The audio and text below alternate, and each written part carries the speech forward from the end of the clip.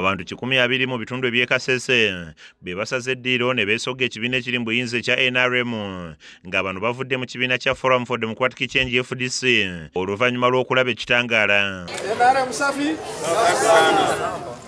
NRM juu zaidi. 7 safi. Safi sana. Zota chionga safi. Safi sana. Bano bakedde kuŋŋaanira ku ssomero lya Kisinga Vocational and Secondary School erisangibwa mu Bukonzo County East nga baaniriziddwa ssentebe wa NRM mu district y'e Kasese Dr. Crispus Tiyonga.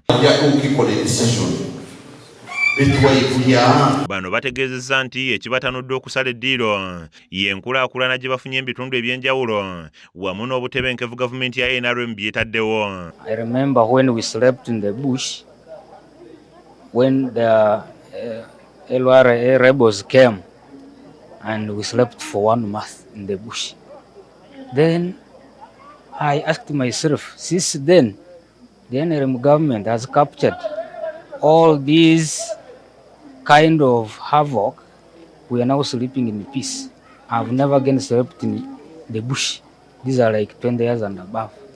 So I think it is higher time to support the ruling government for the better of the future. Ssentebe wa NRM Bukonzo County East Constituency Dr. Rudemande ategeezza nti kino kituukiddwako olw'enkulaakulana erabikako gavumenti gy'ereese mu bitundu eby'enjawulo. The converts narrated their ordeal and specifically emphasizing that they were not forced to convert, but due to the developments that they are seeing that is being ushered in by the NRM government, and also the love for President Museveni, and some of us in the lineage has made them to convert. Ye Dr. Crispus Tiyonga agamba nti enteekateeka ya gavumenti ya NRM ey'okutandikawo n'emirembe okukosa n'obutebenkevu mu ggwanga ekutte bannayuganda bonna okuli n'abo abali ku ludda oluwabula gavumenti nga kino kye kibawaliriza okugyegattako. Ayongeddeko nti n'obukulembeze bwa Pulezidenti Yoweri Kaguta Museveni